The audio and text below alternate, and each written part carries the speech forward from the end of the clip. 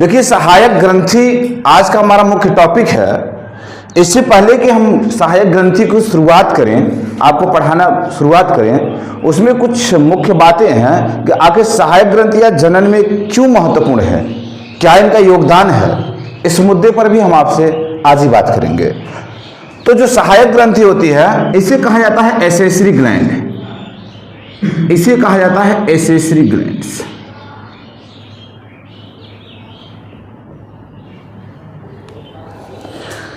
सहायक ग्रंथि का मतलब होता है कि ऐसी ग्रंथियां जो बच्चे के निर्माण में और साथ ही साथ बच्चे के प्रसव के बाद बच्चे के देखभाल तथा उसे किसी न किसी प्रकार से लाभ पहुंचाता हो, उस ग्रंथि को हम कहते हैं सहायक ग्रंथि। जैसे अभी आप पढ़ेंगे कि जब बच्चे का जन्म हो जाता है, प्रसव महिला को हो जाता है, तो बच्चे को आगे उसके पालन पोषण के लिए उसे विभिन्न प्रकार के पोषक तत्वों की आवश्यकता होती है। ऐसा नहीं है कि बच्चा अगर पैदा होगा तो तुरंत भोजन करने लगेगा, या बच्चा पैदा होगा तो तुरंत पानी पीने लगेगा। इस तरीके की एक्टिविटी बच्चा पैदा होने के बाद तुरंत नहीं होता। कुछ सालों बाद धीरे धीरे जब बच्चा बड़ा होता है, तब उसे जो वो है धीरे धीरे कुछ चीजों को खाना पीना शुरू कर देता है। लेकिन उससे पहले की अवस्था, जन्म के बाद की अवस्था में आप देखेंगे ये जो सहायक ग्रंथियां होती हैं, उस बच्चे को किसी न किसी रूप में क्या करता है, फायदा पहुंचाने का काम करता है। ये नॉर्मल बात हम आपसे बात कर रहे हैं। लेकिन अगर सहायक ग्रंथियों की बात किया जाए, आप जानते हैं कि महिलाओं में, क्योंकि हम मादा पढ़ रहे हैं, महिलाओं में जन्म के बाद बच्चे के लालन पालन के लिए या बच्चे के भोजन पहुंचाने के लिए उसमें एक ग्रंथि पाई जाती है, जिसे क्या कहा जाता है, उसे कहा जाता है दुग्ध ग्रंथि। क्या कहा जाता है? उसे कहा जाता है दुग्ध ग्रंथि, और उसे स्तन ग्रंथि भी कहते हैं। क्या कहते हैं? स्तन ग्रंथि। तो आपका जो सहायक ग्रंथि है, सहायक ग्रंथि की बात किया जाए तो सहायक ग्रंथि को अगर आप डिफाइन करना चाहेंगे कुछ की पॉइंट्स के अंतर्गत, तो सबसे पहला ये हो सकता है कि प्रसव के बाद बच्चे के देखभाल, बच्चों के पोषण के लिए महिलाओं में क्या पाई जाती है? महिलाओं में स्तन ग्रंथियां पाई जाती हैं। कौन सी ग्रंथि पाई जाती है? स्तन ग्रंथियां पाई जाती हैं। साथ ही साथ आप देखेंगे और एक प्रकार का जो आपका सहायक ग्रंथि है, जिसे कहा जाता है बर्थोलिन ग्रंथि। क्या कहा जाता है? बर्थोलिन ग्रंथि कहा जाता है। अभी हम बताएंगे, आप एकदम बेहिचक रहें कि ये क्या है स्तन ग्रंथियां, क्या है बर्थोलिन ग्रंथियां, स्तन ग्रंथियां में किस प्रकार से दुग्ध का स्राव होता है, कैसे मिल्क, कैसे दूध बनता है उसमें, वो सब सारी चीजें आप क्या करेंगे, पढ़ने का प्रयास करेंगे। अब सहायक ग्रंथियों की आप तो जान गए कि भैया एक तो स्तन ग्रंथि है, दूसरा क्या है, बर्थोलिन ग्रंथि है। और साथ ही साथ देखेंगे कि जो इनकी स्थिति है, क्या है, इनकी स्थिति, इनकी पोजीशन को भी देखने का काम करेंगे कि मादा के केस में ये जो सहायक ग्रंथियां हैं, इनकी क्या क्या पोजीशन है, इसके पोजीशन के बारे में आप क्या करेंगे, पढ़ने का काम करेंगे। ठीक है, बात समझ में आई? तो लिखेंगे मादा में दो प्रकार की सहायक ग्रंथियां होती हैं। मादा में दो प्रकार की सहायक ग्रंथियां होती हैं।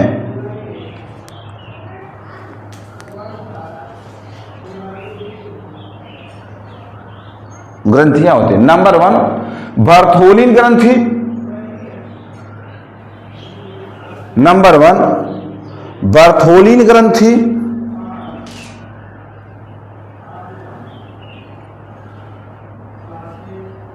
और नंबर 2 स्तन ग्रंथि। नंबर 2 स्तन ग्रंथि। तो पहला आपका हेडिंग होगा बर्थोलिन ग्रंथि।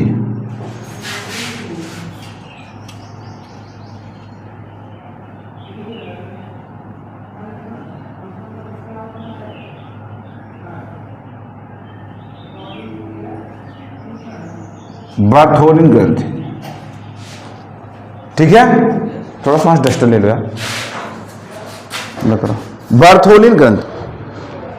बर्थोलिन ग्रंथि आप इसके पहले पढ़ा है योनि छिद्र, या आप योनि के बारे में पढ़ा है। क्या पढ़ा है? और योनि के बारे में हमने कल पढ़ाया था। अगर आपको दिक्कत हो तो जो वीडियोस है हमारे पुराने वाले चैनल पे KD campus bye JP sir पे, वहां वो वीडियोस मिल जाएगा आपको, वहां से आप उससे देख सकते हैं। जो योनि है, और आपने देखा है कि इसमें है योनि छिद्र।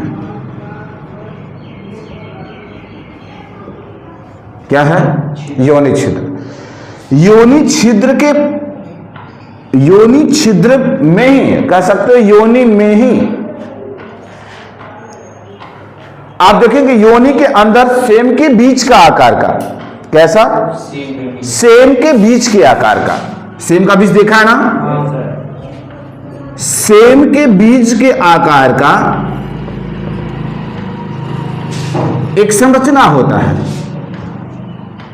जिसे क्या कहा जाता है? बर्थोलिन ग्रंथि कहा जाता है। तो मैंने क्या बोला कि प्यारे बच्चों, योनि में योनि छिद्र होता है। योनि छिद्र में सेम के बीच के आकार की एक संरचना पाई जाती है, जिसे क्या कहा जाता है? बर्थोलिन ग्रंथि कहा जाता है। बात समझ में आ गई? अब बर्थोलिन ग्रंथि का काम क्या है? देखिए, हम जब भी किसी भी ऑर्गन से के किसी भी जनन ग्रंथि को पढ़ेंगे तो हम उसमें ये बात जरूर मेंशन करेंगे कि उसकी काम क्या है। क्योंकि जब प्रश्न पूछता है, आप कहीं भी प्रश्न उठा के देखेंगे, प्रश्न हमेशा उससे कार्य पर आधारित होता है। तो आपको जानना है कि ये जो बर्थोलिन ग्रंथि है, इसका फंक्शन क्या है? इसका फंक्शन क्या है? कार्य क्या है? तो इसका कार्य क्या है कि जब मैथुन की क्रिया होती है, कौन सी क्रिया? मैथुन की क्रिया। मैथुन की क्रिया मतलब समझ रहे हैं ना?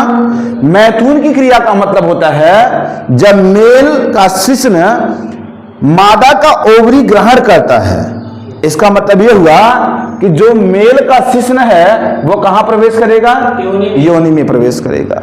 और योनि में है क्या? उसी समय ये जो बर्थोलिन ग्रंथि है,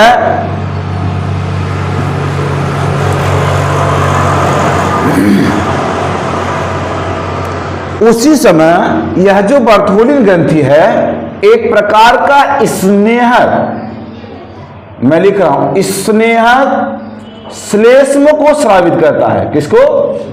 श्लेष्म को। इसलिए स्नेहक श्लेष्म का मतलब होता है एक प्रकार का द्रव। क्या होता है? एक प्रकार का द्रव। कैसा होगा? स्नेहक का मतलब होता है, स्नेहक का अगर मतलब बात किया जाएगा, सटीक में बात किया जाए तो कहा जाता है सुगंधित द्रव। क्या कहा जाता है?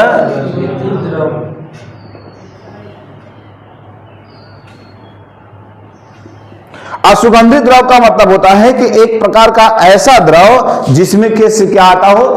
सुगंध निकलता हो, या उसमें से कुछ महक आता हो, उसे क्या कहा जाता है? सुगंधित द्रव कहा जाता है। ये करता, अब इसका काम क्या है? दरअसल ये जो सुगंधित द्रव है, जो मादा का योनि का पूरा भाग होता है, उस पूरे भाग को कैसा बनाए रखता है? नम बनाए रखता है, कोमल बनाए रखता है। कैसा बनाए रखता है?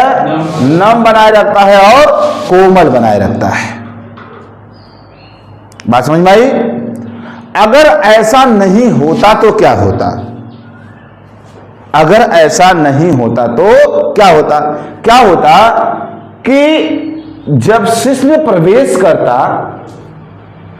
उस समय जब शुक्राणु का रिलीजमेंट होता है, जो पुरुषों में शुक्राणु बन रहा है, वो शुक्राणु अच्छे तरीके से या कह सकते हैं सही तरीके से आपके अंडवाहिनियों में नहीं पहुंच पाते। जब अंडवाहिनियों में नहीं पहुंच पाते तो वहां जो चांस ऑफ फर्टिलाइजेशन है, जो चांस ऑफ जनन की क्रिया है, वो क्या हो जाता, कम हो जाता। तो ये सबसे पहली बात नम बनाए रहती है, कोमल बनाए रखती है, और क्या कहता है कि जो योनि छिद्र होता है उसे चिपचिपा बनाए रखता है। कैसा? चिपचिपा बनाए रखता है। ये है आपकी बर्थोलिन ग्रंथि। तो बात समझ में आई? किसी को किसी भी प्रकार की डाउट हो आप पूछ सकते हैं। बर्थोलिन ग्रंथि से किसी भी प्रकार का कोई भी डाउट हो आप पूछ सकते हैं। तो अगर नहीं तो आप हेडिंग डालेंगे बर्थोलिन ग्रंथि और लिखेंगे लिखेंगे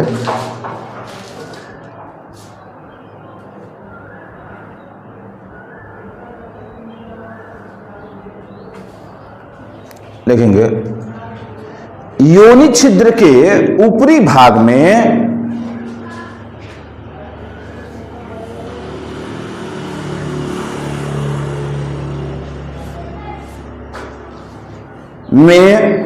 योनि छिद्र के ऊपरी भाग में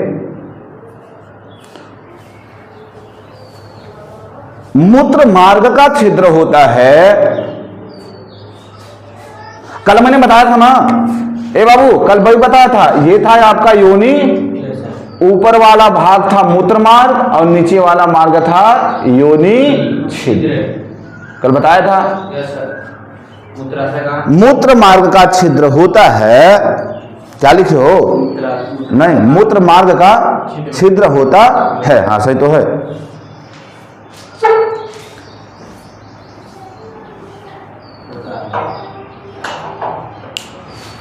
देखेंगे मूत्र मार्ग की दीवारों में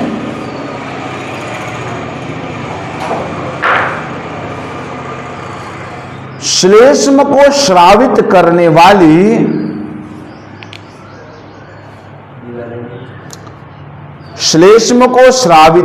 वाली दीवारों में श्लेष्म को श्रावित करने वाली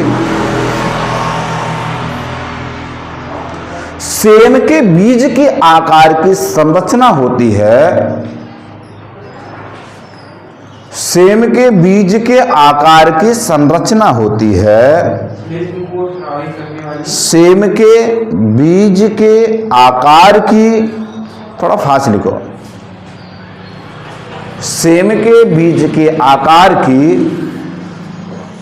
संरचना होती है,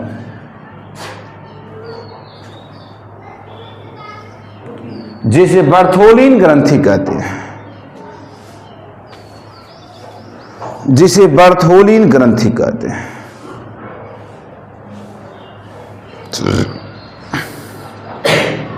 जिसे क्या कहा जाता है? बर्थोलिन ग्रंथि कहा जाता है। ठीक है। अब कार्य क्या है? मैंने कहा फंक्शन क्या है। तो फंक्शन मैथुन क्रिया के समय यह एक स्नेहक श्लेष्म को स्रावित करता है, जो कि पूरी योनि को, या कह सकते हैं पूरे योनि छिद्र के आसपास के क्षेत्र को नम, कोमल और चिपचिपा बनाए रखता है। तो लिखेंगे बर्थोलिन ग्रंथि का कार्य, बर्थोलिन ग्रंथि का कार्य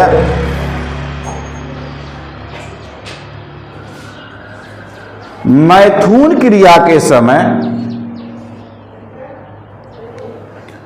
मैथुन क्रिया के समय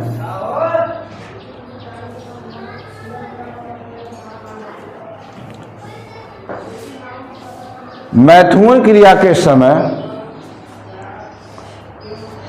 स्नेहक द्रव को स्रावित करना होता है। स्नेहक द्रव को स्रावित करना होता है, जिससे कि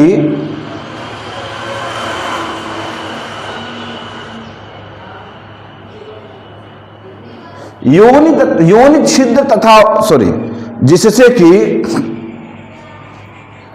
योनि का भाग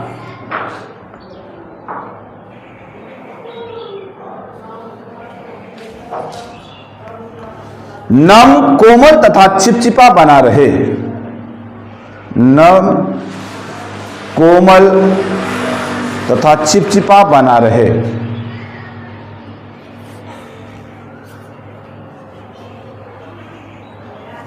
आप जानते हैं कि मूत्र मार्ग और योनि छिद्र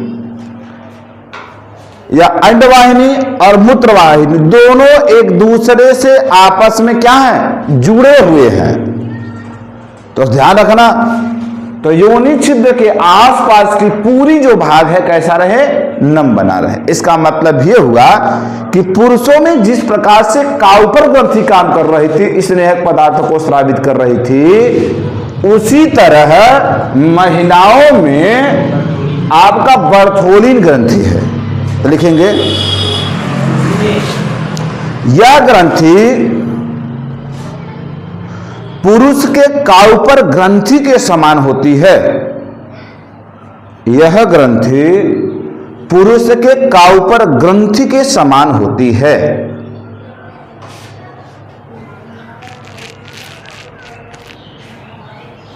तो याद रखें, आज का जो वीडियोस है वो वीडियोस आपको हमारे दूसरे YouTube चैनल, जहां कि हम आपको पूरे क्लास 9, 10, 11, 12 के साथ साथ नीट और CUT की परीक्षाओं के लिए हम आपका एक प्रकार से वीडियोस को वहां पे दूंगा। उस चैनल का नाम है बायो वाला जेपी, बायो वाला जेपी। ये आप सर्च करेंगे, लिंक होगा अपने पुराने KD campus bye JP sir के हम वीडियोस में आपको क्या करेंगे, उसका लिंक दे देंगे, आप वहां से उसे देख सकते हैं। तो बर्थोलिन ग्रंथि से किसी भी प्रकार कोई दिक्कत नहीं होना चाहिए, ठीक है।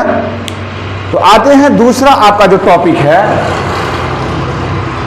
आपका दूसरा टॉपिक क्या है, स्तन ग्रंथियां, ठीक है। हाँ, आपका अगला जो दूसरा टॉपिक है वो है स्तन ग्रंथियां। देखिए कि किताब पढ़ने की कोशिश एकदम मत करिएगा, क्योंकि किताबों में आप पढ़ेंगे, उलझेंगे, और हम आपको एकदम सटीक, एकदम सिंपल लैंग्वेज में पढ़ा रहा हूं, आप आराम से पढ़ेंगे। इसे कहते हैं मेमोरी ग्लैंड।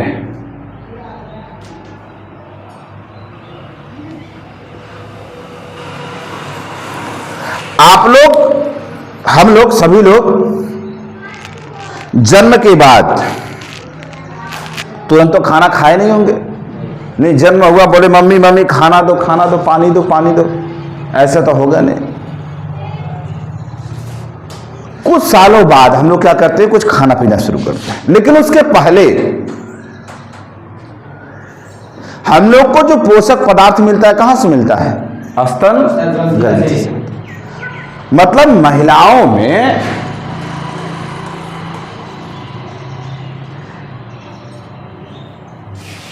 देखिए, क्या स्तन ग्रंथियां केवल महिलाओं में होती हैं? नहीं। स्तन जो देखिए, स्तन ग्रंथियां अलग शब्द है। स्तन ग्रंथियां महिलाओं में भी होती है और पुरुष, लेकिन अंतर क्या है? इस महिला के केस में स्तन ग्रंथियों का पूर्ण रूप से विकास होता है। आप देखेंगे उसकी जो स्तन होती है महिलाओं में, उसमें एक छोटा सा चूचक पाया जाता है, ब्लैक कलर का एक छोटा सा चूचक पाया जाता है। पहली बात। दूसरी बात, स्तन के आसपास के क्षेत्रों में जैसे जैसे यौनावस्था आता है, उसके आसपास के क्षेत्रों में उभार उत्पन्न होना शुरू हो जाता है। ऐसा क्यों? मैंने कहा कि चलो ठीक है, चूचक पाया जाता है, लेकिन मेरा प्रश्न है कि महिलाओं के स्तन में जैसे जैसे उनकी युवावस्था कह सकते यौना अवस्था आता है, उनके स्तन के आसपास के क्षेत्रों में उभार उत्पन्न हो जाता है। ऐसा इसलिए क्योंकि उन स्तन के आसपास के जो क्षेत्र हैं या जो स्तन का पूरा क्षेत्र है, उनकी कोशिकाओं में वसा का कलेक्शन हो जाता है, वसा इकट्ठा हो जाता है। इसके पहले जब आप योनि को पढ़ रहे होंगे, आप वहां पढ़े होंगे योनि का एक भाग ऐसा होता है जिसपे रोम जैसी संरचना पाई जाती है जो गद्दीदार होती है, और वहां मैंने बताया था कि उसमें भी वसा का क्या हो जाता है, संचय हो जाता है।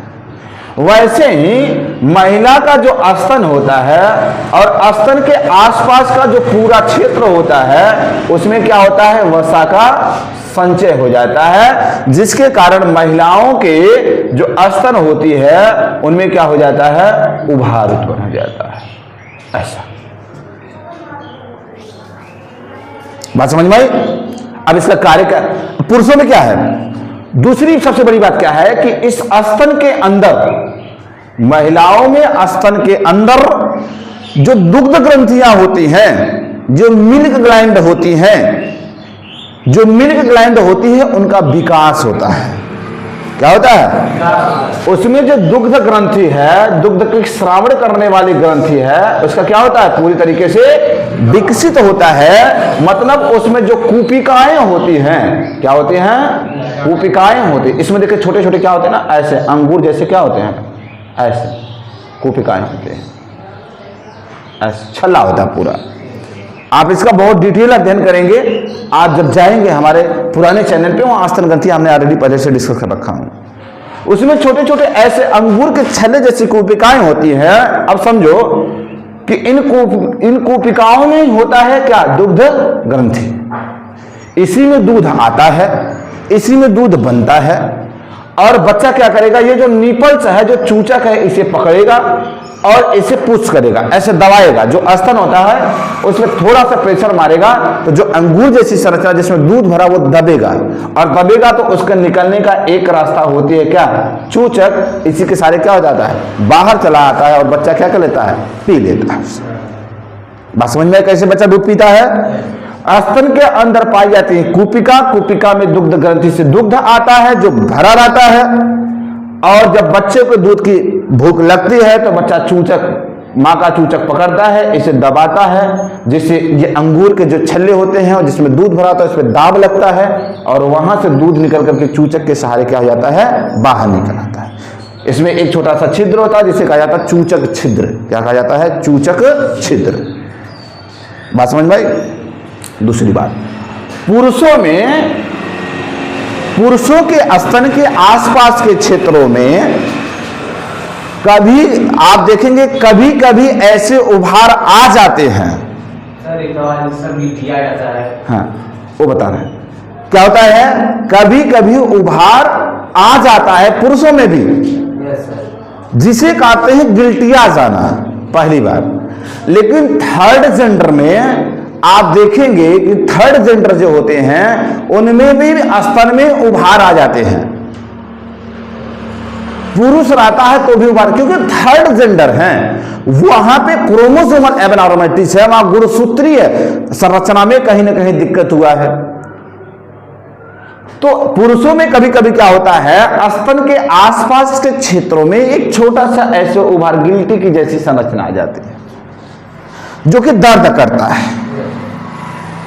तो होता क्या है कि यहां की जो सेल्स होती हैं, सेल्स के जो साइटोप्लाज्म होते हैं, जो कोशिका द्रव्य होते हैं, वो क्या होते हैं, कुछ पल के लिए क्या हो जाते हैं, सूखे जैसे हो जाते हैं, जिसकी वजह से यहाँ पे जो सेल्स होते हैं वो क्या हो जाते हैं, कठोर हो जाते हैं, और धीरे धीरे जब हम मेडिसिन लेते हैं तो क्या हो जाता है, सही हो जाता है।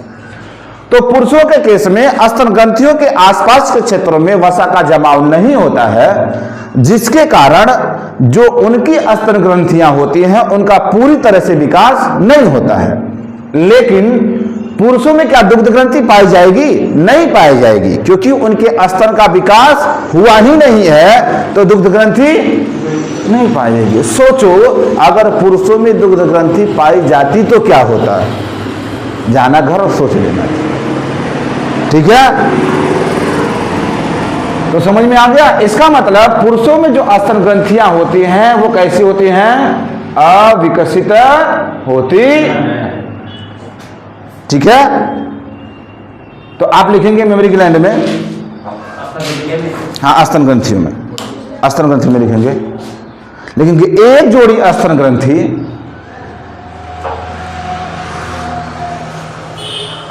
एक जोड़ी स्तन ग्रंथि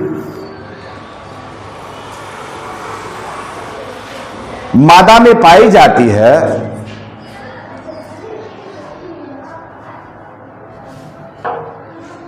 मादा में पाई जाती है जिस पर एक छोटी सी बाहर की तरफ उभार होता है। एक मिनट, जिस पर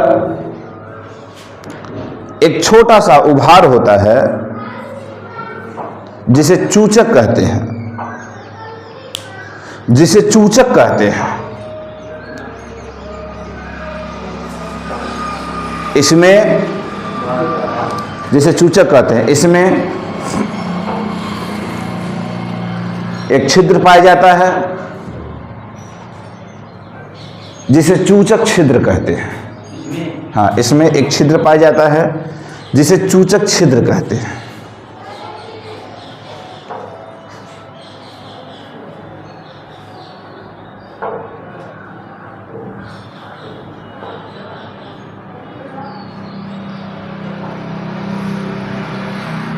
जिसे क्या कहते हैं? चूचक छिद्र कहते हैं। हो गया? आप ध्यान से सुनेंगे। मैंने क्या कहा कि महिलाओं में स्तन के आसपास के क्षेत्रों में वसा का जमाव हो जाता है जिसके कारण उनके स्तन में उभार आ जाता है। तो लिखेंगे मादा के स्तन के आसपास के क्षेत्र में, मादा के स्तन के आसपास के क्षेत्र में, मादा के स्तन के आसपास के क्षेत्र में वसा का जमाव हो जाता है, वसा का जमाव हो जाता है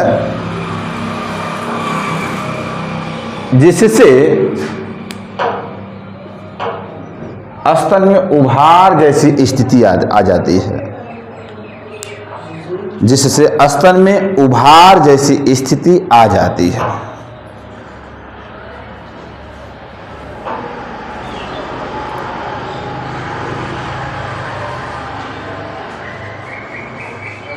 जैसी स्थिति आ जाती है। हाँ, उभार जैसी स्थिति आ जाती है। ठीक है, बात समझ में आ गई? अब देखो, हमने कहा जो स्तन ग्रंथियां हैं, सॉरी, जो स्तन है महिला का स्तन कई पालियों में बटा होता है। कई पालियों का मतलब होता है कई भागों में क्या होता है? बटा होता है। कई भागों में बटा होता है। इस तरीके से तो लिखेंगे मादा का स्तन कई पालियों में बटा होता है।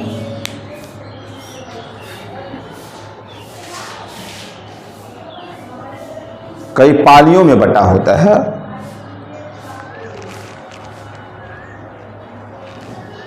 जिसमें अंगूर के समान संरचना पाई जाती है, जिसमें अंगूर के समान संरचना पाई जाती है,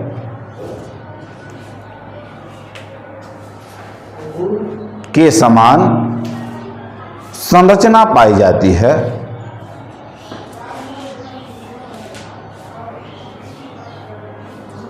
जिसे कूपिका कहते हैं, जिसे कूपिका कहते हैं।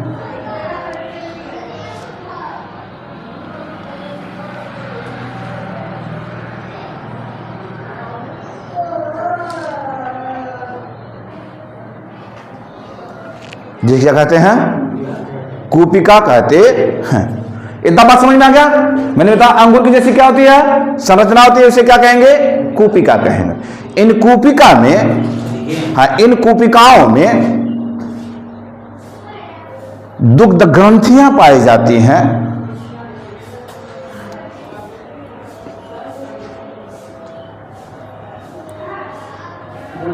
दुग्ध ग्रंथियां पाई जाती हैं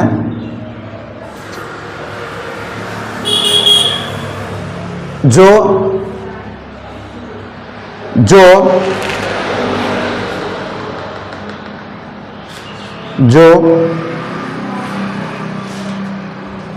गर्भावस्था के समय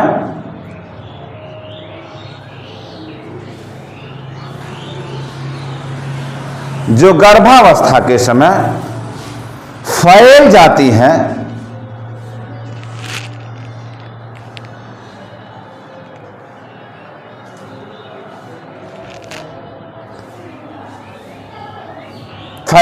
हैं और इनसे दुग्ध का स्रावन होने लगता है और इनसे दुग्ध का स्रावन होने लगता है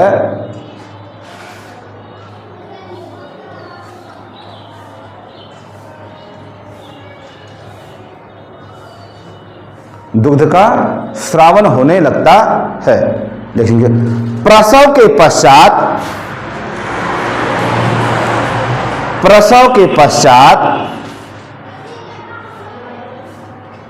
यह दुग्ध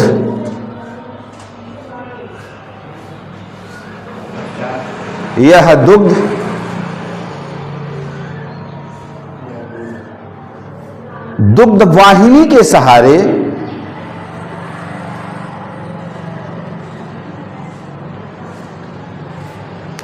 वाहिनी के सहारे चूचक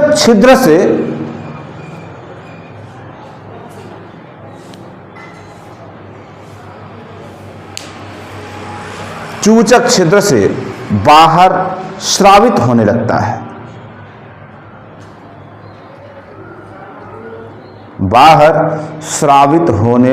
है। जिसे नवजात शिशु ग्रहण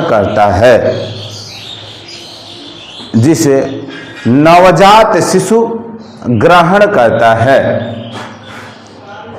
इसे स्तनपान भी कहते हैं। इसे क्या कहते हैं? स्तनपान भी कहते हैं। हाँ, स्तनपान भी कहते हैं।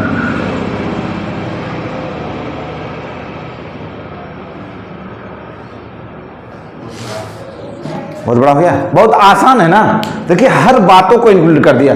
अभी बहुत ऐसी बातें हैं जो हमने आपको पुरुष वाला पूरा पोर्शन छोड़ दिया।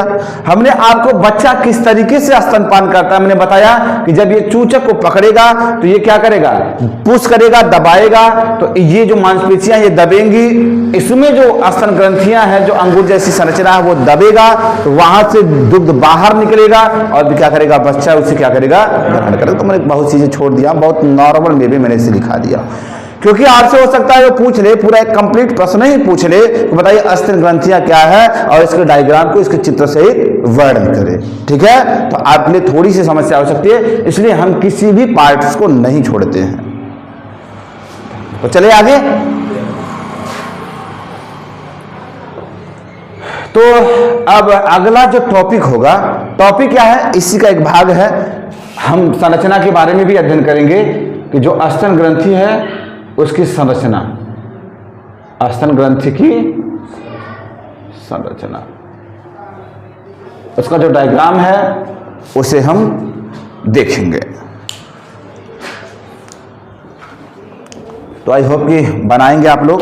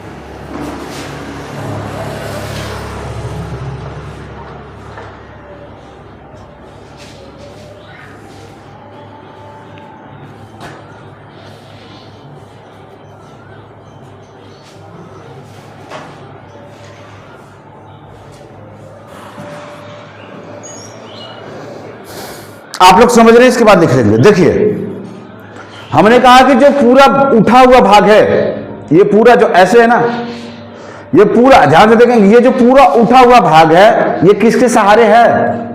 पसलियों के सहारे। भाई अंदर क्या है? इसके अंदर पसली है और पसली पे क्या है? उभरा हुआ संरचना है। ये पसलियों पे उभरा हुआ संरचना जो दिख रहा है आपको, ये पूरा वही हमारा क्या है? स्तन के आसपास का क्षेत्र है। यही तो आपने लिखा कि ये पूरा क्या है? स्तन का क्षेत्र है, जो किसके कारण उभरा हुआ है? वसा। वसा का जमाव हो गया है। वसा के जमाव के कारण ही क्या हो गया है? वो फूल गया है, उभरा हुआ है। ध्यान सुनेंगे, हमने कहा कि इनकी जो ये जो अंदर की भाग होती है कई पालियों में बटा, मतलब कई पालियों में, कई कक्षाओं में बटा होता है। आप देखेंगे ऐसे है, यहां है, यहां है, यहां। ये क्या बन रहा है? ये क्या बन रहा है? पाली बन रहा है, कक्षा बन रहा है। तो ये आपका देख रहे हैं, ये छोटे छोटे क्या है भैया? कक्षा बन रहे हैं, सब छोटे छोटे देखिए डिवाइड हैं, जिसे कहा जाता है पाली। इसे क्या कहा जाएगा? पाली या कक्षा। इस पाली के अंतर्गत ये देख रहे हैं सब वसा है। इस पाली के अंदर ही क्या पाई जाएंगी? कूपिका पाई जाएगी। और कूपिकाओं के अंदर क्या होगा? दुग्ध ग्रंथि होगा। कूपिका के अंदर क्या होगा?